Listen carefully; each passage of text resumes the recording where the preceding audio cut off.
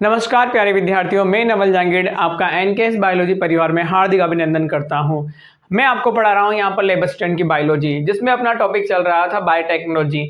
इसका first part हम complete कर चुके थे। आज ही सेकंड पार्ट इसको लेकर आए हैं, जिसमें हम पढ़ेंगे सेकंड पार्ट के अंदर बायोटेक्नोलॉजी के अनुप्रयोग कि कहाँ चिकित्सा के क्षेत्र में, एग्रीकल्चर के क्षेत्र में और नैतिक मुद्दे, transgenic plant and transgenic animals के बारे में पढ़ेंगे। तो कृषि में जैव प्रौद्योगिकी या फिर बायोटेक्नोलॉजी का क्या यूज है, किसमें? एग्रीकल्चर में। देखो, फार्मर प्लांट ग्रो करता है और उन प्लांट्स पर इंसेक्ट क्या करते हैं, अपने नंबर बढ़ाकर उस प्लांट को हानिकारक इफेक्ट देते हैं, जिसके कारण इनडायरेक्टली उसका प्रोडक्शन डाउन हो जाता है और इसका डायरेक्ट इफेक्ट किस पर पड़ता है? फार्मर पर। तो फार्मर को चाहिए कि यार ऐसा इंसेक्ट या जो इंसेक्ट है वो उसकी क्रॉप को नुकसान ना पहुंचाए, इस इंसेक्ट को कैसे किल किया जाए। इसी को ध्यान में रखते हुए बीटी कॉटन एक प्लांट ग्रो किया गया है। ऐसे पौधे जीवाणु, कवक, जंतु जिनके जीन्स हस्तकला द्वारा परिवर्तित किए जा चुके हैं, अनुवांशिक रूपांतरित जीव हैं, जिनमें मॉडिफिकेशन किया जा चुका है, वो क्या है? जेनेटिकली मॉडिफाइड ऑर्गेनिज्म है। जीएमओ का व्यवहार स्थानांतरित जीन की प्रकृति, परपोषी पौधे, जंतु या जीवाणुओं की प्रकृति व खाद्य जाल पर निर्भर करता है। जीएम पौधों का उपयोग कई प्रकार के से लाभदायक है, अनुवांशिक रूपांतरण द्वारा भी। जेनेटिक मॉडिफिकेशन के थ्रू भी ये क्या है? बेनिफिशियल है। अजैव प्रतिबलों जैसे कि ठंडा, सूखा, लवण, ताप के प्रति अत्यधिक सहिष्णु फसलों का निर्माण किया गया है।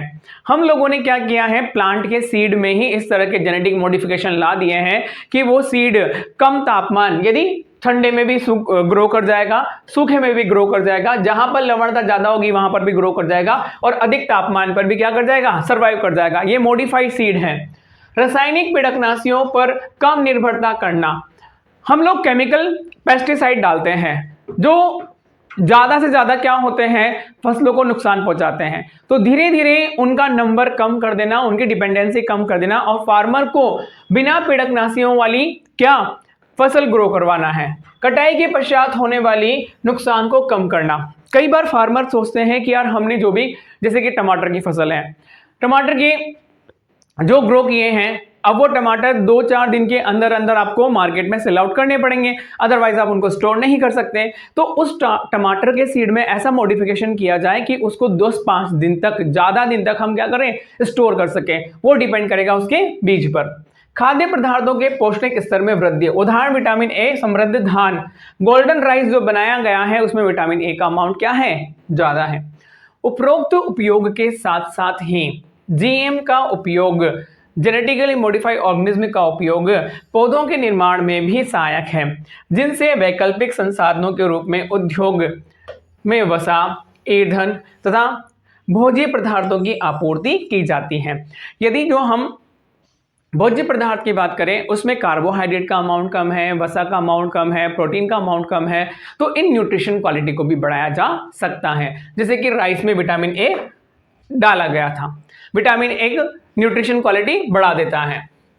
कृषि में जैव प्रौद्योगिकी का उपयोग में जिनके बारे में तुम विस्तृत रूप से अध्ययन करोगे वह है पीड़क प्रतिरोधी फसलों का निर्माण। कौन सी बेटा? Insecticidal resistance, insecticide resistance crops, जो पीड़कनाशियों की मात्रा को कम प्रयोग में लेती हैं। एग्जाम्पल है बीटी कॉटन, एक प्रकार का जीव विष है। बीटी क्या है? एक प्रकार का बैसिलस thuringiensis बैक्टीरिया से ऑब्टेंट होने वाला रसायन है जो अदर बैक्टीरिया को क्या करता है? किल करता है। जो एक जीवाणु जैसे कि बैसिलस thuringiensis जिसे हम कहते हैं से निर्मित होता है, और बीटी जीव विष जिन जीवाणुओं से क्लोनीकृत होकर पौधों में अभिव्यक्त हो रहा है, कीटों के प्रति प्रतिरोधकता पैदा करता है। बैसिलस thuringiensis बैक्टीरिया एक ऐसा प्रोटीन बनाता है जिसे कोई दूसरा इंसेक्ट खाता है तो वो किल हो जाता है, वो मर जाता है। तो ये इंसेक्ट की बॉडी में बैसिलस thuringiensis का कौन सा मटेरियल गया जिससे वो इंसेक्ट मर गया?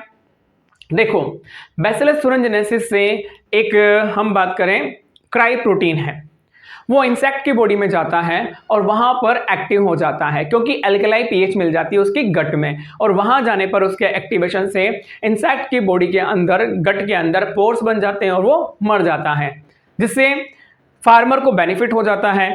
देखिए इधर, जिससे कि कीटनाशकों के उपयोग की आवश्यकता नहीं रहेगी।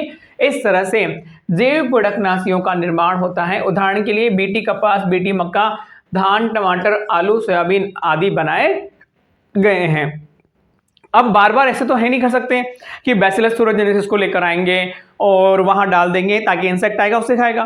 तो इन्होंने क्या किया, बैसिलस thuringiensis से वो जीन क्राइजीन निकाल ली है जो प्रोटीन बनाती है, ऐसा मटेरियल बनाती है। अब उस क्राइजीन को उस बीटी कॉटन प्लांट में डाल दिया। अब वो प्लांट कैसा कहलाया, मोडिफाइड। जब जो इंसेक्ट आएगा और उस प्लांट की लीफ को खाएगा तो ऑटोमेटिकली वो क्राइजीन उसकी बॉडी में चली जाएगी और वहां प्रोटीन बनाएगी, और प्रोटीन एल्कलाई पीएच पे क्या होगा, एक्टिव होगा, और जिसके कारण उसकी जो वो गट है उसमें पोर्स हो जाएंगे और वो मर जाएगा। देखिए यहां पर, देखिए बीटी कपास, देखो मैं तुमको डायग्राम के थ्रू बता दूं, ये बीटी कॉटन है और ये इंसेक्ट है जिसको नुकसान पहुंचाता है। किसको, कपास के उत्पादन को।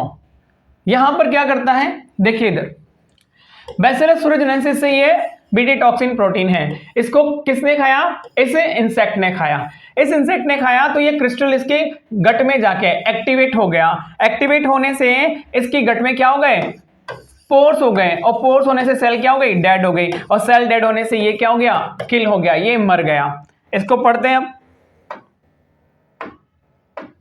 देखिए बैसिलस thuringiensis कुछ नस्लें ऐसे प्रोटीन का निर्माण करती हैं जो विशिष्ट कीटों जैसे कि लिथिडोप्टेरन, ये याद रखना, ये इंपॉर्टेंट पूछ सकते हैं आप लोगों से। विशिष्ट कीटों लिथिडोप्टेरन्स, तंबाकू की कली का कीड़ा, सैनिक कीड़ा, कोलेप्टेरा भृंग और डायप्टेरन्स मक्खी व मच्छर को मारने में क्या है, सहायक हैं। देखो यहां पर thuringiensis की अलग अलग विशिष्ट किस्में हैं, विशिष्ट कीटों को मारती हैं। बैसिलस thuringiensis की जैसे लिथिडोप्टेरन तंबाकू की कली का कीड़ा व सैनिक कीड़ा को मारती है। कोलेप्टेरा किसको मारती है, भृंग को, और डायप्टेरन्स मक्खियों मच्छर को मारने में सहायक है। बैसिलस thuringiensis अपनी वृद्धि में विशेष अवस्था में कुछ प्रोटीन रवा मतलब क्रिस्टल का निर्माण करती है, और इन क्रिस्टल में विषाक्त कीटनाशक प्रोटीन होते हैं। और यह जीव विष बैसिलस को क्यों नहीं मारते, क्योंकि ये उनकी बॉडी में एक्टिव नहीं होते। वास्तव में बीटी जीव विष प्रोटीन प्राक जीन विष निष्क्रिय रूप में होता है। जो ही कीट इस निष्क्रिय जीव विष को खाता है, इसके रवे क्रिस्टल आंत में क्षारीय पीएच के कारण घुलनशील होकर सक्रिय रूप में परिवर्तित हो जाते हैं। याद रखना, बेसिक पीएच के कारण दिया हुआ है, जबकि बोलते हैं एसिडिक पीएच। सक्रिय जीव विष माध्यम आंत में उपकलीय कोशिकाओं की सतह से बंधकर उसमें छिद्रों का निर्माण करते हैं, जिसके कारण से कोशिकाएं फूलकर फट जाती हैं और परिणाम स्वरूप कीट की मृत्यु हो जाती है। तो बेटा आंत में क्षारीय पीएच के कारण, इंटेस्टाइन में कौन सी पीएच है, क्षारीय पीएच के कारण घुलनशील होकर सक्रिय रूप से एक्टिव हो जाते हैं। ये याद रखना, ये इंपॉर्टेंट लाइन है।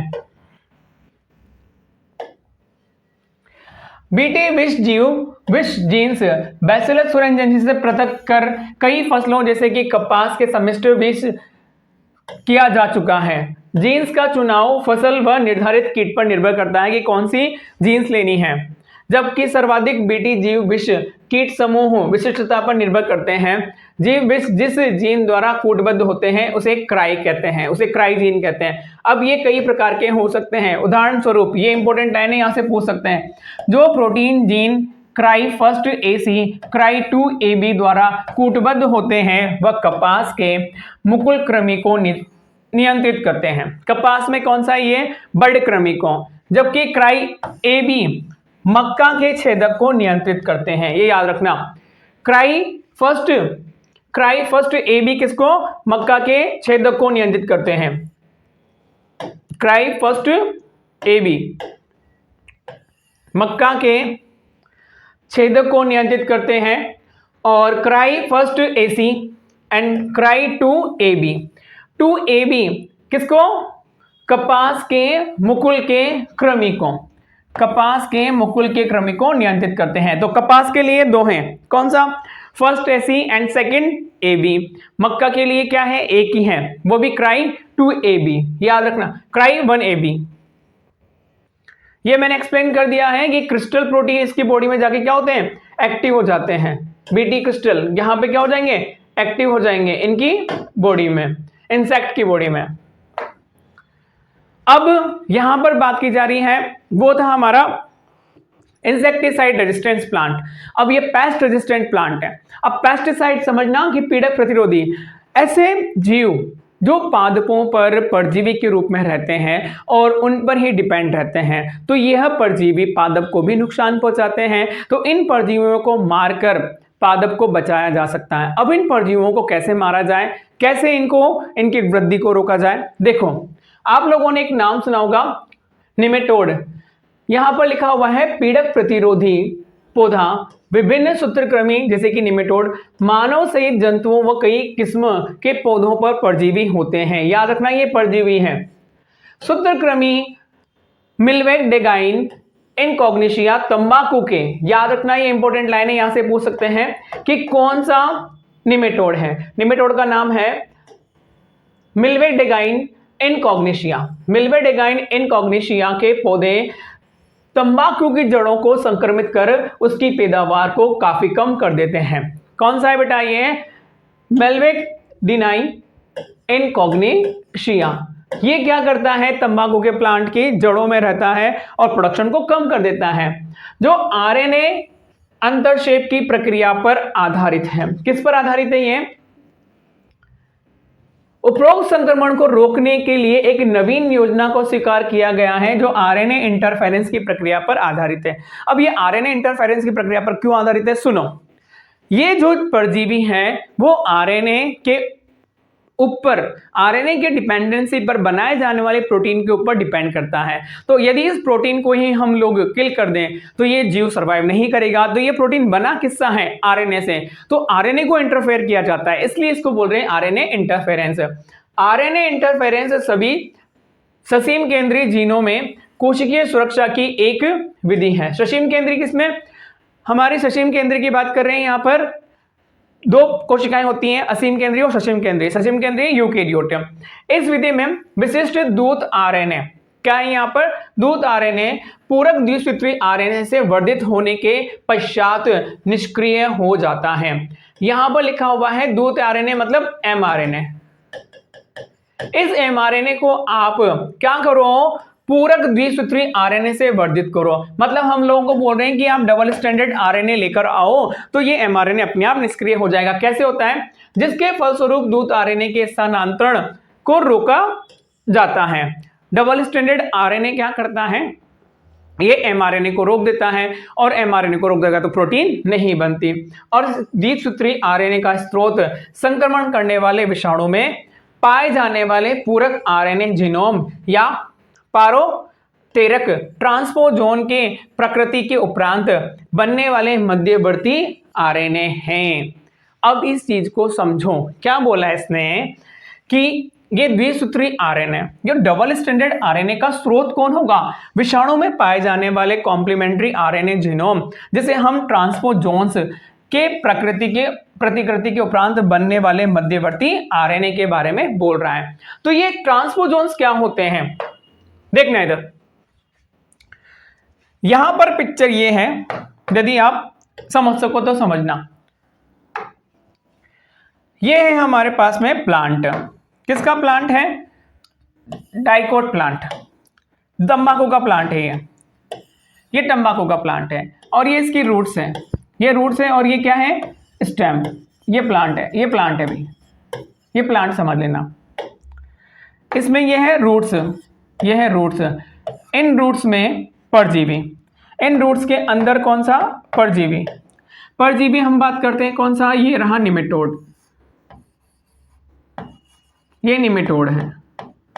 ये निमेटोड यहां पर इनकी कहां रहता है? रूट्स में, रूट्स में रहता है और इनको इन्फेक्शन कर देता है। रूट्स को क्या करता है? इन्फेक्ट कर देता है। यहां पर रूट्स के अंदर इन्फेक्शन कर देता है, जिससे इस प्लांट का जो प्रोडक्शन है वो क्या हो जाएगा? डिक्रीज हो जाएगा। प्रोडक्शन डिक्रीज हो जाएगा। अब इस प्रोडक्शन को मेंटेन करने के लिए हमें क्या करना पड़ेगा, इसको किल करना पड़ेगा। लेकिन ये कब सरवाइव करता है, ये एक पर्टिकुलर प्रोटीन के ऊपर सरवाइव करता है। किस पर सरवाइव करता है, एक प्रोटीन पर। तो ये प्रोटीन इसकी बॉडी में किसके कारण बन रही है, एमआरएनए के कारण बन रही है। तो इस एमआरएनए को हमें रोकना है जिससे इनडायरेक्टली ये नहीं बनेगा। तो एमआरएनए को इंटरफेयर करने के लिए बोल रहा है, तो कैसे करेंगे, देखिए इधर हमारे पास में क्या होता है कि कहीं से भी आपको ये बोल रहे हैं, कहीं से भी आपको डबल स्टैंडर्ड, कहीं से भी आपको डबल स्टैंडर्ड क्या मिल जाए, आरएनए मिल जाए। ये रहा डबल स्टैंडर्ड आरएनए, ये रहा डबल स्टैंडर्ड आरएनए। जैसे ही कहीं पर भी हमें डबल स्टैंडर्ड आरएनए मिलता है ना, तो डबल स्टैंडर्ड आरएनए के कारण ही उस ऑर्गेनिज्म में एक डाइसर प्रोटीन बन जाती है और ये डाइसर प्रोटीन इस डबल स्टैंडर्ड आरएनए को अलग अलग छोटे छोटे टुकड़ों में तोड़ देती हैं। किस में तोड़ देती है, अलग अलग स्मॉल आरएनए में तोड़ देती हैं। तो इसको तोड़ दिया, ये रहे, ये इसके फ्रैगमेंट है ऊपर वाले आरएनए के, ये ऊपर वाले आरएनए के क्या है, फ्रैगमेंट है। तो इसमें से एक फ्रैगमेंट को हम बोल देते हैं एसआई आरएनए, एक को बोलते हैं एसएच आरएनए, एक और टुकड़ा होता है इस तरह से। ये जो एसआई आरएनए बना है, ये जो एसआई आरएनए बने हैं, ये एसआई आरएनए, ये एसआई, ये एसआई आरएनए इस एमआरएनए को, इस एमआरएनए को, ये था हमारा एमआरएनए,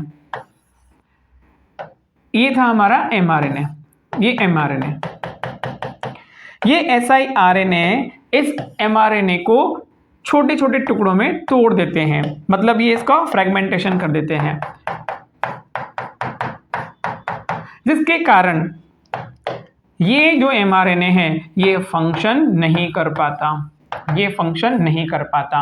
तो ये फंक्शन नहीं कर रहा तो एमआरएनए नहीं बन रहा, एमआरएनए फंक्शन नहीं करेगा तो प्रोटीन नहीं बनेगा, प्रोटीन नहीं बनेगा तो क्या नहीं होगा, और प्रोटीन के नहीं बनने से, प्रोटीन के नहीं बनने से ये जो क्या है निमेटोड, ये सर्वाइव नहीं करेगा और प्लांट का क्या हो जाएगा, सेफ हो जाएगा। तो इस तरह से यहाँ पर ये चीजें हमने बताई हैं कि एमआरएनए को इंटरफेयर किया गया है। इस एमआरएनए का इंटरफेयर किसके थ्रू किया गया है, एसआईआरएनए के थ्रू। एसआईआरएनए किससे बना है, डाइसर प्रोटीन से। डाइसर प्रोटीन ने किस पर काम किया है, डबल स्टैंडर्ड आरएनए पर। किस पर काम किया है, डबल स्टैंडर्ड आरएनए पर। तो हमें ऐसा सोर्स चाहिए जो डबल स्टैंडर्ड आरएनए बनाता हो, तो वो कौन है भाई, वायरस, विषाणु वगैरह के पास ऐसा जीन होता है जो डबल स्टैंडर्ड आरएनए बनवाता है। तो देखो पढ़ते हैं इसे, ये रहा आरएनए इंटरफेरेंस, ये हमारे पास में डबल स्टैंडर्ड क्या है, ये हमारे पास में डबल स्टैंडर्ड आरएनए है। एंड डाइसर बाइंड, ये dicer bind and cleavage into siRNA, इसने छोटे छोटे आरएनए में इसको तोड़ दिया है। ये रहे एसआईआरएनए। अब ये एसआईआरएनए किस पे काम करते हैं, यहां पर एसआईआरएनए, ये एमआरएनए, ये एमआरएनए था, इसके टुकड़े कर दिए, इस एमआरएनए के टुकड़े कर दिए। क्लीवेज ऑफ, देखो क्या लिखा हुआ है, क्या लिखा हुआ है, देखो क्लीवेज ऑफ टारगेट एमआरएनए। अब टारगेट एमआरएनए के बहुत सारे टुकड़े हो गए, अब टारगेट एमआरएनए के बहुत सारे टुकड़े हो गए ना, ये टुकड़े, तो ये टुकड़े क्या नहीं कर पाएंगे, प्रोटीन नहीं बना पाएंगे। क्या नहीं बना पाएंगे, प्रोटीन नहीं बना पाएंगे। और इसी को हम क्या बोलते हैं, आरएनए इंटरफेयर। आरएनए के लिए इन्होंने क्या कर दिया, इंटरफेयर कर दिया।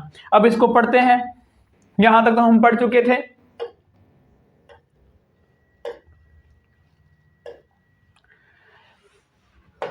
अब ये जो डबल स्टैंडर्ड आरएनए की जीन है वो प्लांट में डालनी है।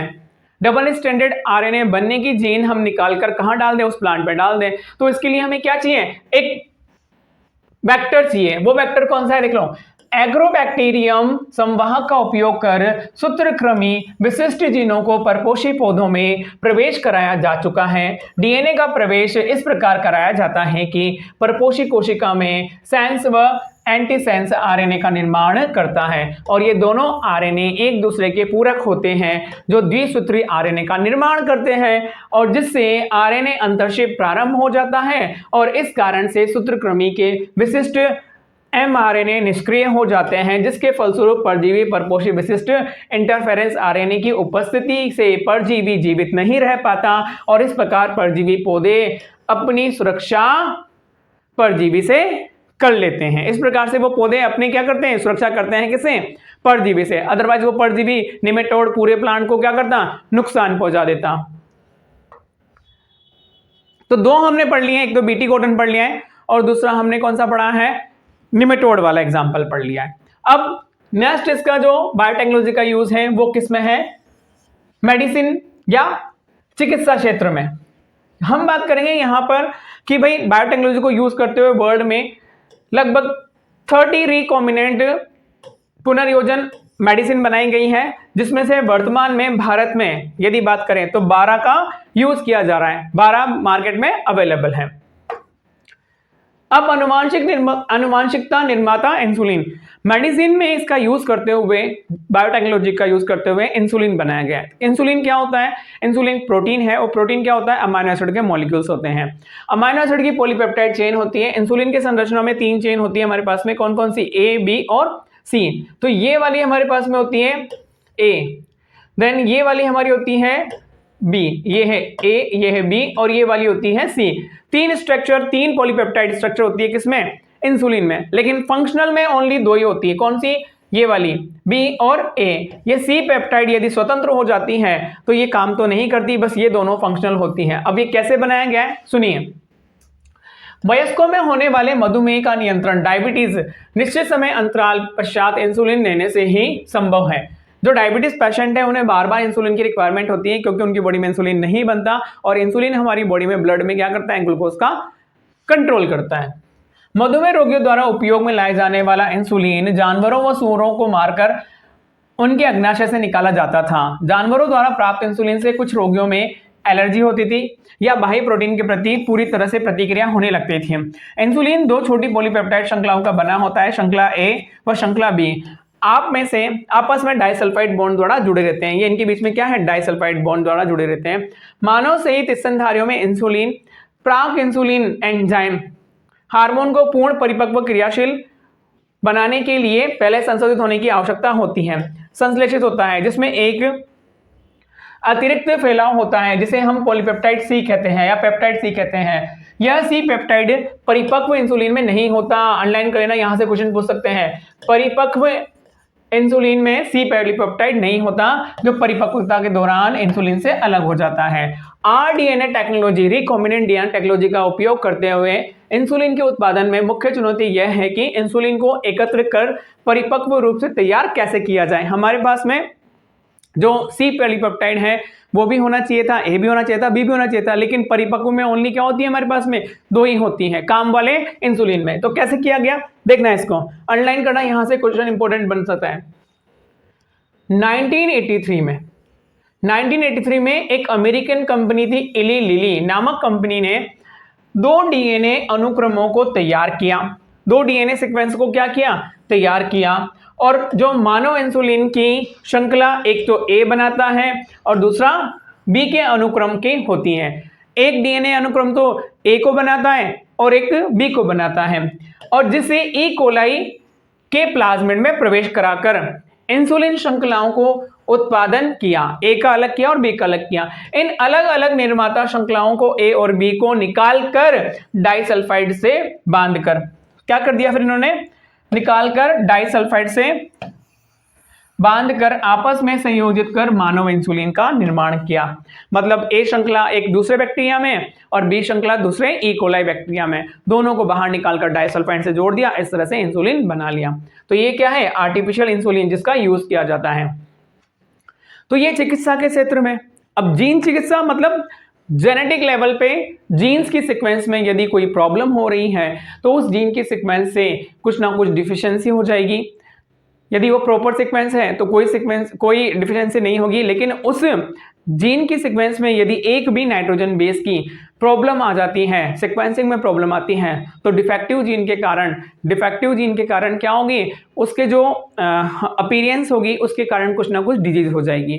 तो यहाँ पर एक जीन चिकित्सा का यूज भी किया गया है। देखिए इधर क्या होता है, मैं आपको बता दूं कि हमारी बॉडी में हम लोग इम्यून सिस्टम की बात करते हैं। इम्यून सिस्टम में हमारी होती है लिम्फोसाइट। लिम्फोसाइट हमारी दो टाइप की होती हैं, B lymphocyte and T lymphocyte. अब ये B lymphocyte and T lymphocyte कब मैच्योर होती हैं? इनकी सरफेस पर एक एंजाइम पाया जाता है एडीए। यदि एडीए एंजाइम प्रॉपर तरीके से काम करता है तो ये लिम्फोसाइट एक्टिव होती है और इम्यून सिस्टम को क्या करती है? एक्टिव करती है। लेकिन यहां पर एक एग्जाम्पल दिया हुआ है कि एक 4 वर्षीय लड़की थी, उसके अंदर एडीए एंजाइम की डेफिशिएंसी थी, जिसके कारण लिम्फोसाइट मैच्योर नहीं हो पाती थी और इम्यून सिस्टम वीक होता था। अब एडीए को यहां उस जीन एडीए को बनाने वाली जीन की डिफिशियंसी के कारण लिम्फोसाइट मैच्योर नहीं होती। अब लिम्फोसाइट को मैच्योर करने के लिए क्या चाहिए? एडीए बनाने वाली जीन उसकी बॉडी में डाली जाए। तो क्या क्या ट्रीटमेंट किए गए हैं वो देखते हैं। जीन चिकित्सा का सबसे पहला प्रयोग कब किया गया? 1990 में। अंडरलाइन कर लेना, याद रखना। 1990 में एक 4 वर्षीय लड़की में एडेनोसाइन डीएमिनेज एडीए की कमी को दूर करने के लिए किया गया। यह एंजाइम प्रतिरक्षा तंत्र के कार्य के लिए अति आवश्यक होता है। कौन? एडीए। उपरोक्त समस्या जो एडीए एंजाइम के लिए जिम्मेदार है, जो इसके लोप होने के कारण होती है। मतलब एडीए नहीं बनता था। कुछ बच्चों में एडीए की कमी का उपचार अस्थि मज्जा के प्रत्यारोपण से किया गया, बोन मैरो ट्रांसप्लांट कर दिया गया, क्योंकि जो ये लिम्फोसाइट है ये व्हाइट बोन मैरो किसमें? व्हाइट बोन मैरो से ही बनकर आ रही है, डब्ल्यूबीसी से। जबकि दूसरों में एंजाइम प्रतिस्थापन चिकित्सा द्वारा उपचार किया गया। किसी किसी में ये एंजाइम रिप्लेस किया गया, इसमें बोन मैरो ट्रांसप्लांट किया गया, जिससे सुई द्वारा रोगियों को सक्रिय एडीए दिया जाता था। उपरोक्त दोनों विधियों में यह कमियां की यह पूर्णतः रोगनाशक नहीं थी, ये टेम्परेरी थी, परमानेंट नहीं थी। जीन चिकित्सा में सर्वप्रथम रोगी के रक्त से लसीकाणु मतलब डब्ल्यूबीसी को निकालकर शरीर से बाहर निकालकर संवर्धन किया और सक्रिय एडीए सी डीएनए लसीकाणु में प्रवेश करा दिया, कॉम्प्लीमेंट्री डीएनए कराकर अंत में रोगी के शरीर में वापस डाल दिया। ये कोशिकाएं मृत प्राय होती हैं, इसलिए आनुवांशिक निर्मित लसीकाणु को समय समय पर रोगी के शरीर में अलग करने की आवश्यकता होती है। यदि मज्जा कोशिकाओं से विलगित अच्छे जीन को प्रारंभिक भ्रूणीय अवस्था में कोशिकाओं में उत्पादित डीएनए में एडीए में प्रवेश करा दिया जाए तो यह एक स्थायी उपचार हो सकता है। ये बोल रहे हैं कि लास्ट वाला जो ट्रीटमेंट आप कर रहे हो ना, ये भी टेम्परेरी है। इसको आप इनिशियल स्टेज, एम्ब्रियोनिक स्टेज में यदि डिफेक्टिव जीन को सही कर पाते हो तो ये एक परफेक्ट मेथड हो सकता है। किसके लिए? एडीए डिफिशियंसी के दूर करने के लिए। तो यहां पर हमने चिकित्सा क्षेत्र में भी इसका पढ़ लिया है। अब transgenic animals and transgenic plant की बात करेंगे। तो बायोटेक्नोलॉजी के अंदर प्लांट के जेनेटिक मटेरियल, एनिमल के जेनेटिक मटेरियल मॉडिफिकेशन करके ऑर्गेनिज्म बनाए गए हैं जो बेनिफिशियल हो, किसके लिए? ह्यूमंस के लिए बेनिफिशियल प्रोडक्ट देते हैं। ट्रांसजेनिक एनिमल्स ऐसे जंतु जिनके डीएनए में परिचालन द्वारा एक अतिरिक्त बाहरी जीन व्यवस्थित होता है जो अपना लक्षण व्यक्त करते हैं अपने डिजायर के अकॉर्डिंग, उसे पराजीवी जंतु या ट्रांसजेनिक एनिमल्स कहते हैं। परजीवी चूहे बनाए गए हैं, खरगोश बनाया गया है, सुअर बनाया गया है, भेड़, गाय, मछलियां आदि पैदा हो चुके हैं। उसके बावजूद उपस्थित ट्रांसजेनिक एनिमल्स में 95% से भी अधिक क्या है? चूहे हैं। ज्यादा एक्सपेरिमेंट किस पे किए जाते हैं? चूहों पे। इस तरह से जंतुओं का उत्पादन क्यों किया जाता है ये समझिए, क्योंकि हम डायरेक्ट जो भी नया प्रोडक्ट बनाना जा रहे हैं उसका भी वो एक्सपेरिमेंट करना है, तो वो डायरेक्ट किस पे किया जाए? एनिमल्स पे किया जाए कि उसके क्या लक्षण होंगे। इस तरह के परिवर्तन से मानव को क्या लाभ होगा? अब हम कुछ सामान्य कारणों का पता करेंगे। सामान्य शरीर क्रिया व विकास। उदाहरणार्थ देखो, विकास में भागीदारी जटिल कारकों जैसे इंसुलिन की तरह विकास कारक का अध्ययन करना है। हमने इंसुलिन बना लिया, अब उस इंसुलिन को बनाया डायरेक्ट ह्यूमन पे तो नहीं डाल सकते, पहले चूहे पे उसका इफेक्ट किया जाएगा, देन बंदर पे और फिर मानव पे। कोई भी वैक्सीन बनाई जाती है तो डायरेक्ट इंसानों पर नहीं यूज की जाती है, पहले एनिमल्स पे इसका इफेक्ट देखा जाता है, तो इसलिए किया जा रहा है। दूसरी जाति के स्पीसीज जीन्स को प्रवेश करा के उपरांत उपरोक्त कारकों के निर्माण से होने वाले परिवर्तन से होने वाले जैविक प्रभाव को अध्ययन तथा कारकों के शरीर में जैविक भूमिका के बारे में सूचना मिलती है कि भाई हमने जो भी बनाया है वो कैसे शरीर में काम कर रहा है और क्या उसका कैसे विकास कर रहा है। रोगों का अध्ययन कर सकते हैं। अनेक परजीवी जंतु इस प्रकार निर्मित किए जाते हैं कि जिनसे रोग के विकास में जीन की भूमिका क्या होती है यह विशिष्ट रूप से निर्मित हो जाए, जो मानव रोगों के लिए नमूनों के रूप में प्रयोग किए जाते हैं ताकि रोगों के नए उपचार का अध्ययन हो सके। वर्तमान समय में मानव रोग जैसे कि कैंसर, पुटीय रेशमयता जैसे सिस्टिक फाइब्रोसिस बोलते हैं, रूमेटॉइड अर्थराइटिस जो हड्डियों का रोग है, अल्जाइमर है, तो परजीवी नमूने उपलब्ध हैं। जैविक उत्पाद के लिए कुछ मानव रोगों के उपचार के लिए औषधि की आवश्यकता होती है। किसकी? वैक्सीन की, जो जैविक उत्पाद से बनी होती हैं। ऐसे उत्पादों को बनाना अक्सर बहुत महंगा होता है। परजीवी जंतु जो उपयोगी जैविक उत्पाद का निर्माण करते हैं जिनमें डीएनए के भागों जिनों को प्रवेश कराते हैं विशेष उत्पाद के लिए निर्माण में भाग लेते हैं। उदाहरण मानव प्रोटीन, याद रखना ये इंपॉर्टेंट है, यहां से क्वेश्चन पूछ सकता है।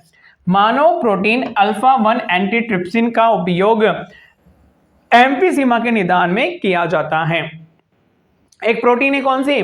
Alpha 1 antitrypsin. अल्फा 1 एंटीट्रिप्सिन का उपयोग किया जाता है लंग्स की डिजीज के लिए, एम्फीसीमा के डिजीज में ट्रीटमेंट के लिए किया जाता है। का उपयोग एम्फीसीमा के निदान में होता है। ठीक उसी तरह से प्रयास फिनाइल कीटोन यूरिया व सिस्टिक फाइब्रोसिस के निदान हेतु किया गया है। वर्ष 1977 में सर्वप्रथम परजीवी गाय रोजी बनाई गई है जो मानव प्रोटीन संपन्न दूध, जिसमें तो कितना है 2.4 ग्राम प्रति लीटर, मतलब नॉर्मल से ज्यादा है, प्राप्त किया गया है। इस दूध में मानव अल्फा लैक्टोएल्बुमिन मिलता है जो मानव शिशु हेतु अत्यधिक संतुलित पोषक तत्व है जो साधारण गाय के दूध में नहीं मिलता। अंडरलाइन कर लेना। ये रोजी जो बनाई गई थी ना, इसमें क्या मिलता है? रोजी क्या मिलता है? मानव अल्फा लैक्टोएल्बुमिन प्रोटीन मिलता है जो शिशु के लिए अत्यधिक आवश्यक है और साधारण गाय के दूध में नहीं मिलता। दूसरा, टीका सुरक्षा। टीकों का मानव पर प्रयोग करने से पहले टीकों की सुरक्षा जांच के लिए परजीवी चूहों को विकसित किया गया है और पोलियो टीका की सुरक्षा जांच के लिए परजीवी चूहों का उपयोग किया जा चुका है। यदि उपरोक्त प्रयोग सफल या विश्वसनीय पाए गए तो टीका सुरक्षा जांच के लिए बंदर के स्थान पर परजीवी चूहों का उपयोग किया जा सकेगा। रासायनिक सुरक्षा परीक्षण, कोई भी केमिकल हम है ना बनाते हैं उस पर भी काम की जाती है। यह अविषालुकता सुरक्षा परीक्षण कहलाता है। यह वही विधि है जो औषधि अविषालुकता परीक्षण हेतु प्रयोग में लाई जाती है कि कोई भी हमने जो केमिकल है वो कितना टॉक्सिक है, उसमें कितनी ज्यादा विषता है, उसके लिए परजीवी जंतुओं से मिलने वाले कुछ जीन्स से अविषालु पदार्थ के प्रति अति संवेदनशील बनाते हैं, जबकि अपरजीवी जंतुओं ऐसे नहीं है। परजीवी जंतुओं का अविषालु पदार्थ के संपर्क में लाने के बाद पड़ने वाले प्रभावों का अध्ययन किया जाता है और उपरोक्त जंतुओं में अविषालु परीक्षण करने से कम समय में परिणाम प्राप्त हो जाते हैं। किसी भी पदार्थ की, किसी भी केमिकल की टॉक्सिसिटी के बारे में पता लगाया जाता है कि कितना टॉक्सिक है। तो इस तरह से हम लोग यहाँ तक बायोटेक्नोलॉजी के जो टॉपिक थे एनसीईआरटी में वो कंप्लीट कर चुके हैं according to lab assistant syllabus. आगे हम स्टार्ट करेंगे अपना सेकंड पोर्शन जो इसमें दिया हुआ है जेनेटिक्स। तो आपको जो भी डाउट हो तो आप मुझे कमेंट करके बता सकते हैं। Thank you so much.